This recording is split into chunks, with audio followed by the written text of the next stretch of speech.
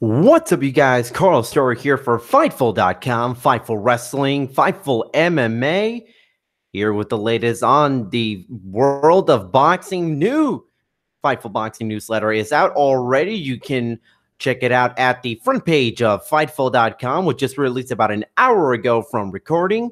I'm Carlos Toro, Fightful.com lead boxing reporter. For those who don't know, we are, I guess, relaunching the Fightful.com podcast, or I guess, relaunching, I guess, would be the correct term for this. We've done a Fightful Boxing podcast in the past, myself and Steven Muehlhausen, but now we are, I guess, rebranding. We are in the beginning stages of this new, or I guess, new take on an old thing that we've done in the past. And we're doing this every other Thursday, same day as every Fightful Boxing newsletter is up and published. And you can read it at the front page of Fightful.com. You can follow me on Twitter at CarlosToro360. And without further ado, let's get to it. If you guys want to leave a question in the comment section, just about on anything boxing, really doesn't have to be on about the newsletter. I can certainly answer those questions, but so let's start with the biggest news in boxing. I think in quite some time. For people who thought boxing was dead or there is no money to be made for a boxer, you are so wrong right now. Canelo Alvarez signing literally the biggest contract in the history of pro sports for an athlete. 5 years, 11 fights, $365 million. That is the length and value of the contract Canelo Alvarez has signed with the DAZN streaming app, which launched in the United States just last month. The contract will now start December 15 at Madison Square Garden, when Canelo Alvarez faces off against WBA regular super middleweight champion Rocky Fielding.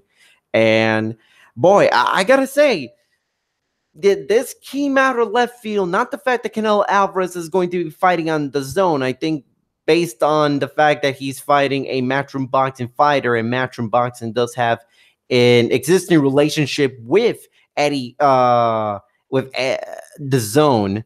because of the whole 8-year, $1 billion contract that was revealed back in May.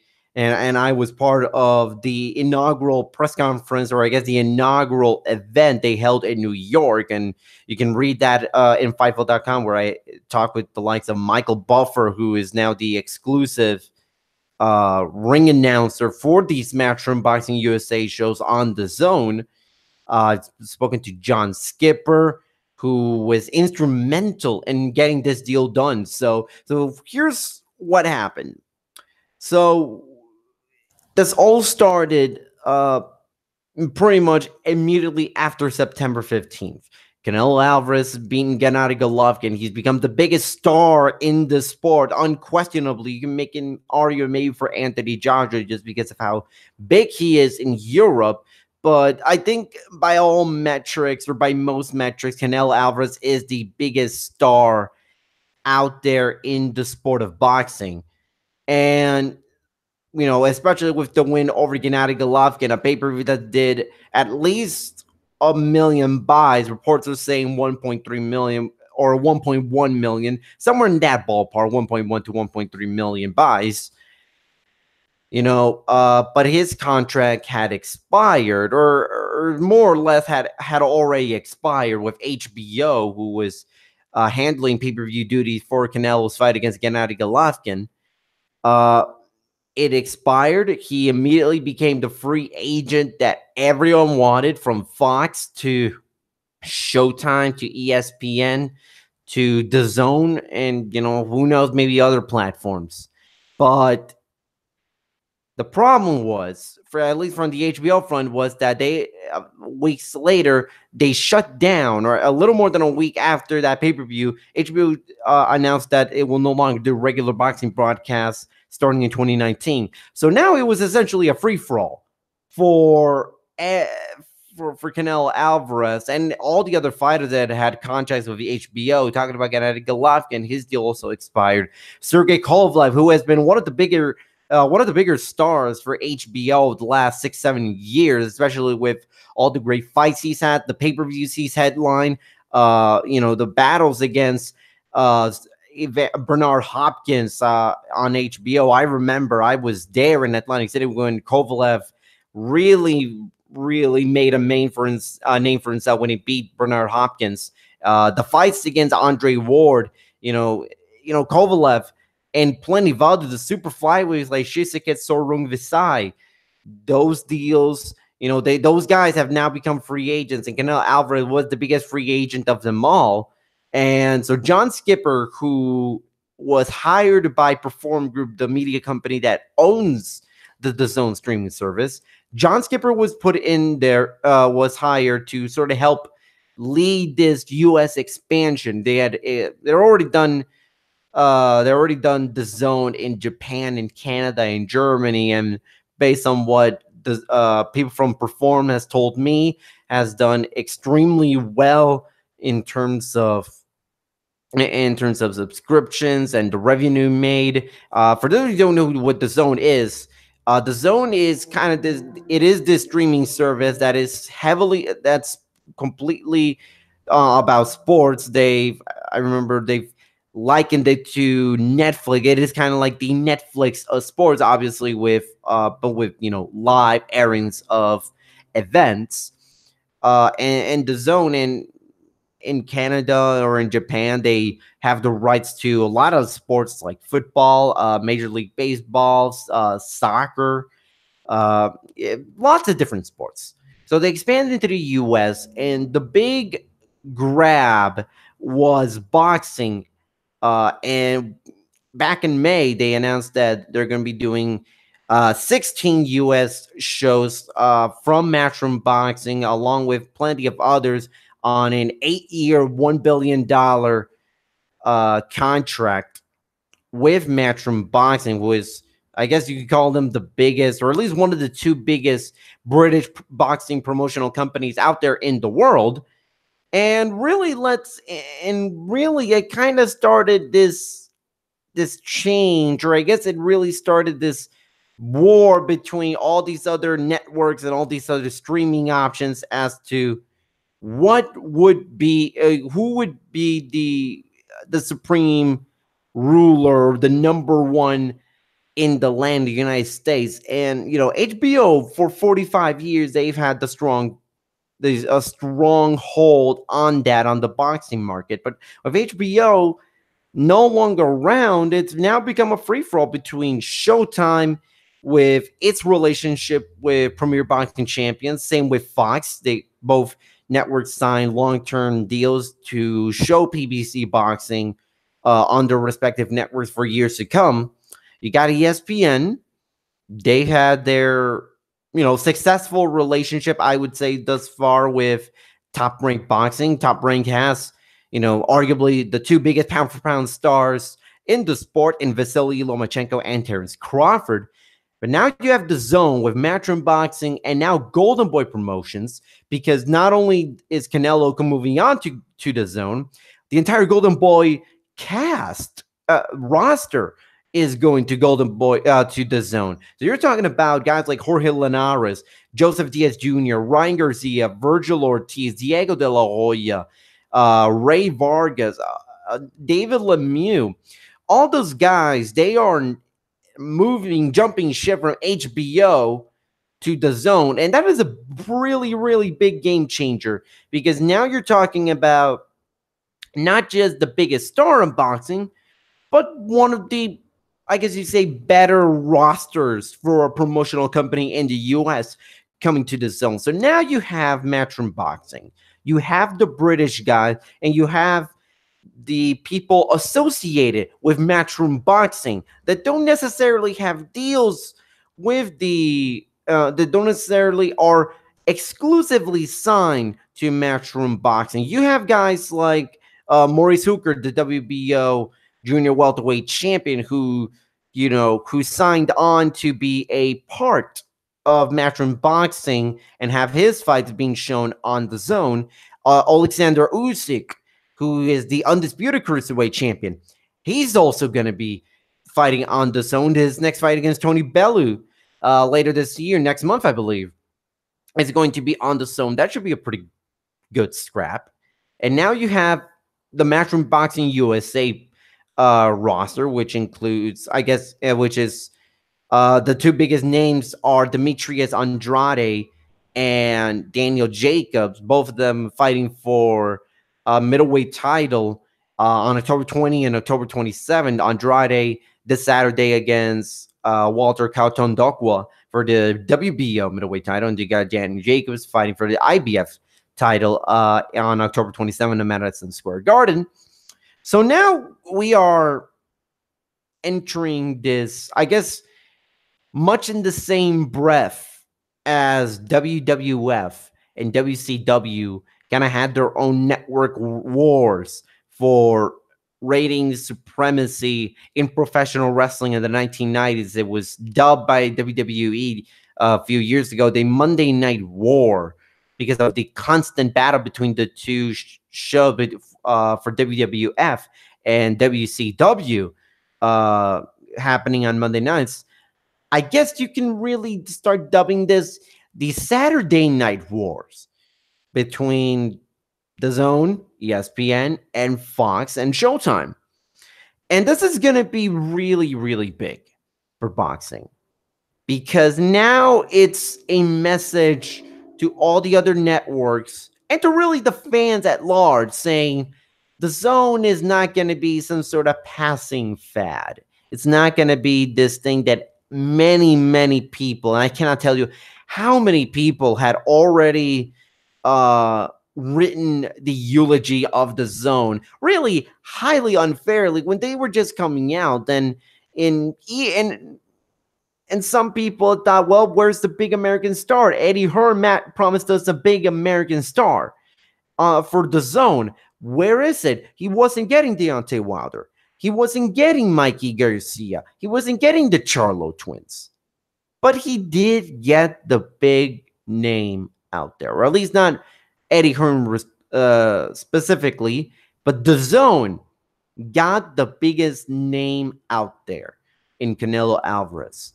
It is a clear message to all the other networks that the Zone is here to stay. The Zone is a player.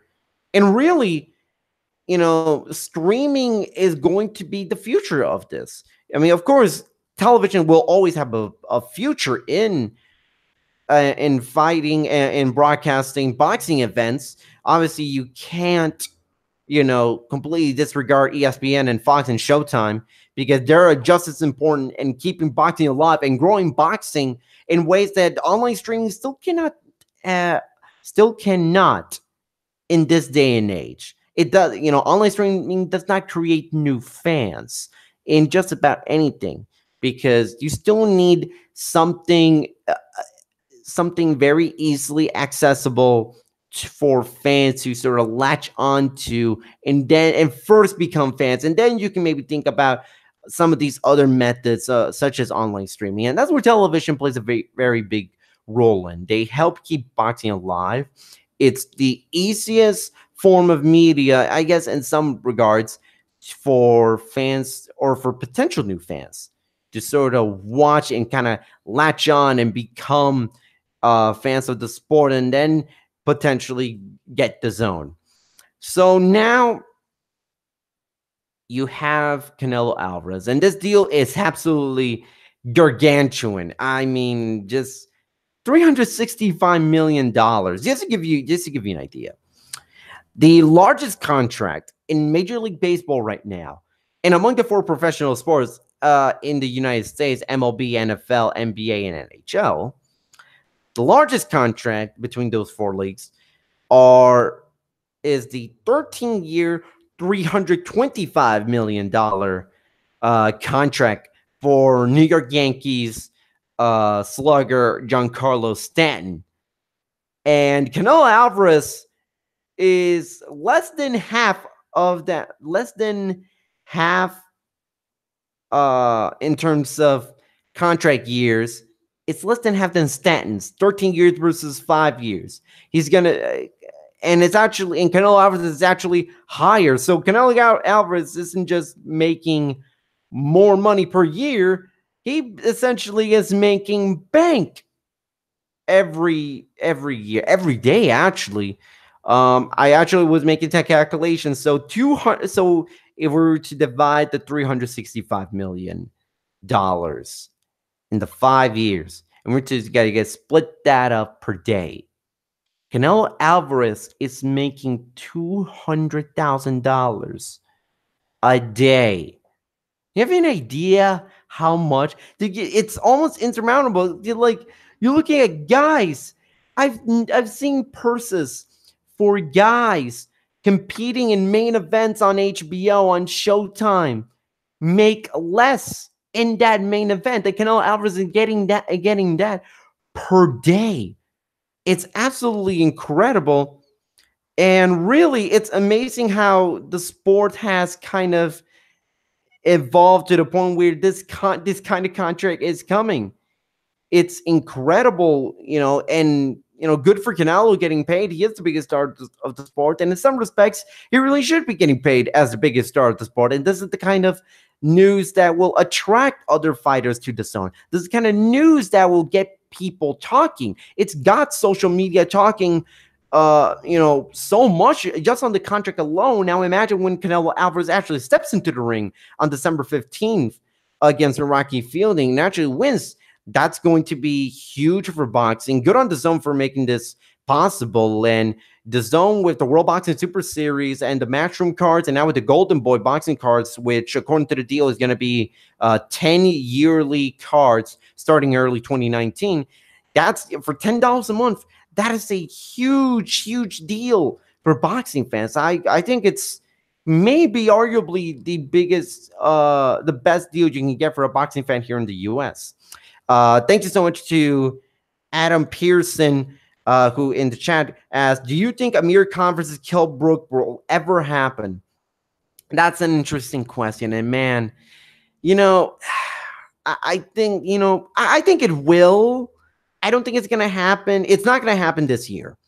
If anything, I can see this happening maybe spring 2019, or actually, no, I would say this could happen either March 2019, because they don't want to take away too much attention from the Wembley show on April 13th, 2019, because that is Matchroom's big event for 2019. They don't want to make the Amir Khan fight against Kell Brook, which had been, it's a rivalry that's been brewing for years. I'm sure they don't want to have that fight be so close to the Anthony Joshua fight. If I were to make a guess, I'd say if that fight were to happen, I said it's going to happen in the summer. It's not. I don't think it's going to happen for a while. I think it's going to happen summer 2019. And really, this was a fight that should have been made a long time ago. And obviously, fans in the UK, they're going to be paying a lot of attention to this fight if it ever does happen, because these are two legitimate stars in the UK, Amir Khan and Kell Brook. This would have been a really attractive fight in the US also a couple of years ago, but with Amir Khan still, I guess in the midst of his comeback, he's, wins against Phil Logreco and Samuel Vargas. As impressive as that knockout over Phil Greco was, it's still not going to be, it's not enough that's going to immediately get fans in the US to pay attention to Amir Khan. And Kell Brook, last time U.S. fans got a real good look at Kell Brook, it was when he lost the IBF welterweight title to Errol Spence last year. So, I mean, I personally would love to see that fight, but, as time passes on, kind of, I guess my interest level or my excitement level for this fight kind of keeps weighing down. It's going down because this was, they keep talking about making this happen. And now, just when it seemed like there was actual legitimate progress being made on the fight becoming a reality, Amir Khan is saying that listen, we're going to do this at 147. We're going to have a 10-pound rehydration clause for the day of the fight. And Kell Brook's like, no, you don't make the demands. You don't make demands like that. So really, I'd say the fight is currently in limbo, but I'm remaining optimistic it happens next summer. Again, I don't think they're going to make with Amir Khan looking like he may fight again before the year ends, or either Amir or Kel fight before the year ends. I don't think they want to do that fight in March, early April, when you have the Anthony Joshua fight at Wembley Stadium. They don't want to take away too much from that fight. And putting that fight close to the Anthony Joshua fight would take away from the Amir Khan fight, because everybody's going to be paying attention to the Anthony Joshua fight, not the Kell Brook versus Amir Khan fight. So I hope it happens, but I think it's going to happen in the summer. I guess that's my prediction. So speaking on another British boxing star, Billy Joe Saunders, he vacated the WBO middleweight title in the midst of him failing a drug test for oxylofrene. There's a banned substance that Billy Joe Saunders tested positive for some time ago. The Massachusetts State Athletic Commission rejected Saunders' request for a boxing license for his October 20 defense against Demetrius Andrade. And now Andrade, well, he was left without an opponent. And Matchroom Boxing kind of found the number 2 ranked middleweight, I believe, in the WBO rankings, in Walter Kautondokwa. So that's going to be the new main event. Originally, that was supposed to be for the interim title, while the WBO was kind of going through an appeals process with Billy Joe Saunders. Saunders was, it was initially thought Saunders was going to try to convince the WBO that he deserves to keep the title, because while, yes, he failed the drug test, the specific substance that he tested positive for, oxylofrene, was only banned by VADA in competition. And we are in the out of competition period, which is, before, I guess, a day or two before the actual fight. So in reality, Saunders, I guess technically by the letter of the law, didn't cheat, or at least didn't do anything illegal, because it's not banned at the time of the positive test. It would have been illegal had he taken it the day before the fight, the day after the fight, but he didn't. And now, the Saunders felt he was wrongly punished because VADA recognizes as an illegal substance, but in competition. And Saunders was extremely frustrated with the Massachusetts Athletic Commission denying him the license, and so he vacated the belt because he wants to clear his name. He's actually even stated in the statement that he was thinking about putting going to the Supreme Court for this. Now, I don't know how legitimate that is. I don't know if that's, Saunders trying to make a power move in the Massachusetts Commission and the WBO, who are looking to potentially suspend Saunders for 6 months. And really, in a way, while I guess from a legal standpoint, I guess Saunders does have a point. But in my personal opinion, from a morality standpoint, this kind of was the way to go. While Saunders was unfortunate to have tested positive, he claimed it came from nasal spray, although I don't know how valid of an excuse the nasal spray is. His levels for oxylofrene, from what I can tell, are not exaggerately high. They're not that much. They're not that high. It's only just a bit more than what the allowed amount of oxylofrene in your system is defined by VADA. So, but listen, I think if you really want to crack down on, I guess, boxers taking illegal substances, whether or not be intentional or not, whether it be from a banned substance or not, you have to find a way to clean up the sport. And, this year has kind of been the sport has kind of shifted its focus more onto illegal substances because of Canelo Alvarez testing positive for clenbuterol back in February, which which postponed that Gennady Golovkin rematch to later this year, from May to September 15, I should say. And really, I think it's a clear message that, the boxers should be more aware of what they're taking. Any supplement they're taking doesn't need to be something for weight loss. Doesn't need to be like a protein shake or whatever. Nasal spray. You have to pay attention to that. We live in this day and age where you have to be aware of all your surroundings, not just in what you do, not just in what you say, but also what you take. Because really, a lot of people are going to be paying attention to you. Billy Joe Saunders, you are a big name in the United Kingdom. You are undoubtedly one of the best middleweights in the world. I don't think anyone can take that away from Billy Joe Saunders, even though he's no longer a world champion. But, Saunders in the last year or so has kind of turned into a bit of a loose cannon.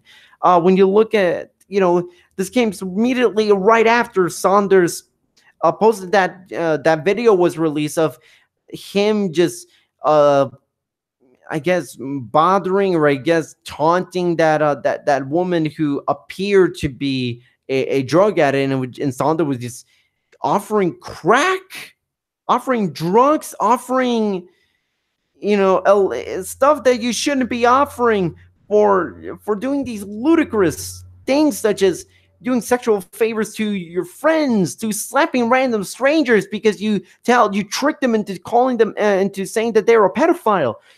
That kind of behavior is unacceptable. It's disgusting. Now, talking about the in ring. Listen, I don't know when we'll see Saunders back. We might not see him back for the remainder of 2018. We might not see him back until spring 2019, which would make it potentially almost 18 months since his last title defense against David Lemieux. So, man, Billy Joe Saunders, I guess he really lost a lot of faith in the boxing community because of the video, because because of the constant canceled title defenses throughout the years, whether it be his fault or not. And now the Oxlade Free situation, I gotta say, Saunders is gonna have to do quite a bit of work in terms of rebuilding his brand, rebuilding his image, because as charismatic as he is, as in certain ways, as fun as he is to watch, not just in the ring, but out of the ring, the behavior that he's exhibited in the last few weeks is kind of unacceptable, in my opinion. It's not cool. It's not what should be expected of a middleweight world champion, of a boxing world champion, for that matter. See Phoenix on the live chat saying 11 fight, 365 million minimum contract for Canelo. Holy cow! Yeah, I mean, funny you mentioned that. So yesterday when when I read how much the amount was, I immediately woke up and just immediately sprang up from my bed so hard that I actually suffered from whiplash on my neck, and it actually kind of hurt my neck just from how bad, how hard I woke myself up when I heard how much, and then, by the way, for those of you that are curious or confused, it is an 11-fight deal, not a 10-fight deal, as some news outlets are reporting. So it's 11 fights, and it's starting with the December 15 fight at Madison Square Garden against Rocky Fielding. So now kind of moving on to, I guess, previewing a really busy weekend we have in boxing. We have 3 boxing cards real quickly before we sign off. First, you got the Ryota Murata versus Rob Brand fight versus ESPN Plus card in Las Vegas on October 20th, Saturday. That's going to be I think it's going to be a pretty fun fight. Rob Brand's not exactly a world beater by any stretch of the imagination, but I think Rob Brand's going to be a better challenge than past this prime European champion Emmanuel Blandamora against Ryota Murata. Murata has so much at stake nowadays with this fight because he's not just defending his WBA regular middleweight champion, but he also has a fight against Triple G at stake for 2019. Tom Loeffler recently spoke with ESPN and said, hey, if Ryota Murata wins on Saturday, he's the front runner to get that Triple G fight. And I think I speak for a lot of, I guess, semi-hardcore fans that actually is following this Ryota Murata, who is this absolute megastar in Japan. We all want to see Gennady Golovkin versus Ryota Murata. Not just that fight, but have that fight take place at Tokyo Dome, which would be the first boxing fight at the venue since the Mike Tyson upset loss to Buster Douglas in 1990. That's how long it's been since the Tokyo Dome has had a boxing event. So really, if it's kind of low on the priority list to watch, but it is important to follow because the result of this fight could impact Gennady Golovkin's fight future. And I'm telling you, Ryota Murata is a damn good fighter, really entertaining to watch, kind of under the radar amongst the middleweight elite. But if he can get that fight against Gennady Golovkin for the Tokyo Dome, that's going to be absolutely huge for the sport. It's going to be one of the biggest and most exciting events in boxing in 2019, and perhaps in quite some time. So I say pay attention to that card. And real quickly, WB World Boxing Super Series, third weekend of the new season, this time taking place at Orlando, Florida, at the CFE Arena. Main event is going to be Emmanuel Rodriguez defending his IBF Bantamweight title in a Bantamweight tournament quarterfinal fight against Jason Maloney. Fun fight. Emmanuel Rodriguez won the title earlier this year against Paul Butler. The title was vacated by Ryan Burnett, who elected to keep his WBA super. I guess the super version of the Bantamweight title, not the super Bantamweight title, the super version of the Bantamweight title. And now, he's facing against a tough Australian and Jason Maloney. I've spoken to him last month, I would say. Yeah, about a month ago. And you can read about that talk on facing Emmanuel Rodriguez, on representing Australia in the World Boxing Super Series at Fightful.com. You can go to the boxing section, click on the exclusive tab, and you can see the interviews and you can read about my interview with Jason Maloney.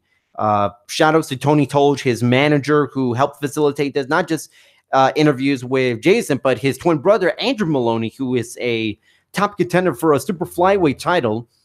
Fun fight, as I mentioned. Emmanuel Rodriguez, a really good body puncher. I think arguably you can make a case as a top 3 body puncher and 122 pounds, alongside with Naoya Inoue and maybe Solani Tete or Ryan Burnett. Really, it's pick your poison. And Rodriguez kind of out of nowhere became this Puerto Rican star with that world title win. And really, Emmanuel Rodriguez, he has a tough first title defense against Jason Maloney. Maloney's coming off the win against Kohei Kono, who is definitely a tough out. He is no slouch. Kohei Kono, one of the better Japanese fighters in the last 5-10 years, and won fairly convincingly. So I would say I would pay attention to that fight, and as well as the co-main event, which is a cruiserweight quarterfinal fight between Junior Dorticos versus Mateusz Masternak. This fight's going to be fireworks, to put it bluntly. Dorticos has been known to give exciting fights, highlight real knockouts, fight of the year contenders, especially the one he had with Muragastiev earlier this year. But he has another tough fight with Mateusz Masternak. And Masternak, he's always been a kind of a borderline top 15, top 10 cruiserweight for a long, long time. But Masternak has never really quite been able to get to this level, the high level of cruiserweights. He's always kind of remained at this level and just barely, trying so hard to get here, but could not. At various points in his career, the fights against Tony Bellew, the fights against Grigory Drozd, was never able to beat those guys and really cement himself as a true world-class cruiserweight. Does he have the capabilities? Does he have the potential? Absolutely. But he has to get that signature win. And he doesn't have that at this point in his career. I think 45 fights in or something like that. Doesn't have that signature win. And beating Dorticos would be that signature win, because while it is not for a title, a win over Dorticos would certainly put Masternak in the running for a title shot, even if he doesn't win the World Boxing Super Series. And whoever wins the World Boxing Super Series should be the immediate challenger for Alexander Usyk's cruiserweight titles. They absolutely should. I guess after Denis Lebedev gets his owed shot at the undisputed cruiserweight titles. So those are your two World Boxing Super Series fights. But before we head off, the Matchroom Boxing card for this Saturday in Boston, really, really big, really fun card. Another card on the zone that's going to be a world title triple header. Last time the card was Matchroom Boxing was in Chicago for a DAZN only event. There were also 3 world titles, I believe 3 title fights in that card, and that was really, really fun. And it was one of the more solid boxing cards of the year. And for this go around, we have Demetrius Andrade versus Walter Kautondokwa, as previously mentioned, for the vacant WBO middleweight title.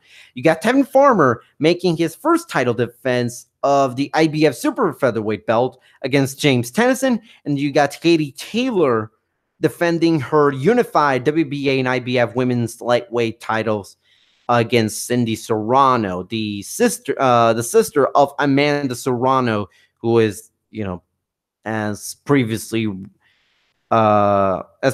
stated on this podcast, or at least by me on social media, the only woman in history to win a world title in 6 different weight classes, which is impressive without a doubt. It is Pacquiao levels of amazing, and Serrano is now making her rounds as an MMA fighter, kind of putting boxing on the back burner to focus on MMA.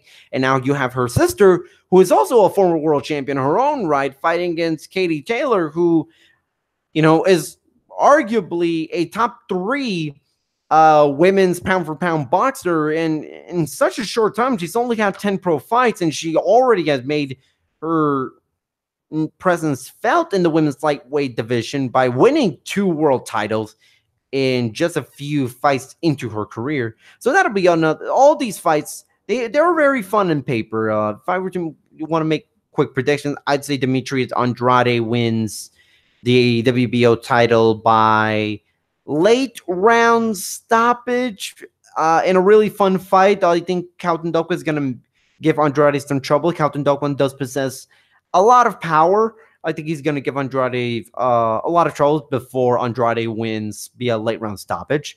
I say Tim Farmer. I think he cruises to a relatively easy decision victory. And Katie Taylor, not really known for knockout power. I think her fight against Cindy Serrano is going to go the distance.